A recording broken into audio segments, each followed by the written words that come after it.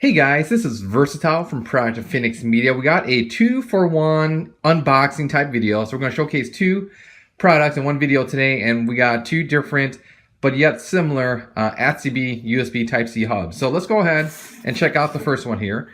This one is pretty basic. This is, and I'll have a link in the video description.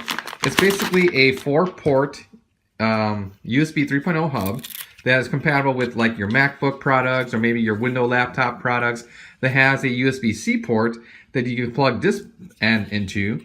Over here, it's just basically 4 ports, you know, nothing real fancy from there. So if you're looking for a basic adapter to add to your computer accessory list to expand your USB 3.0 ports, this might be a possible option for consideration.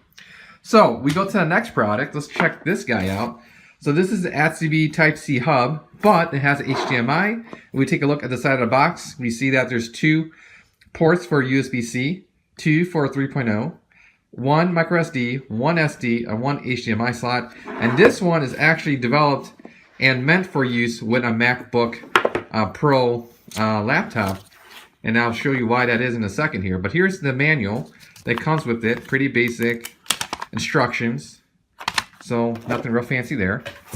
And then let's take a look at this guy and see how it really looks like. So the finish is really nice, like that aluminum kind of feel to it.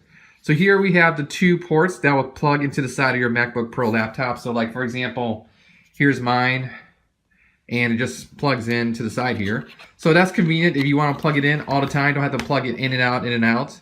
So that's pretty cool. And then on the side here, you have 2 USB-C ports, so you could use that for charging the laptop, or maybe you want to charge a USB device that's plugged in, for example. And then you have 2 USB 3.0, a micro SD, and then SD card slot. So that's real convenient if you don't want to bring around additional adapters, additional dongles to plug it in, for example. So that's pretty convenient from that standpoint.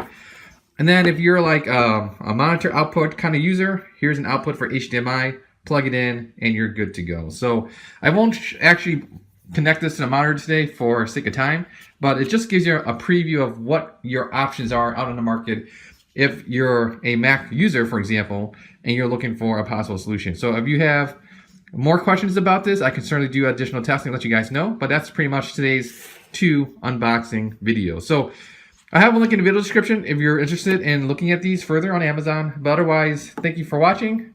Take care. Bye.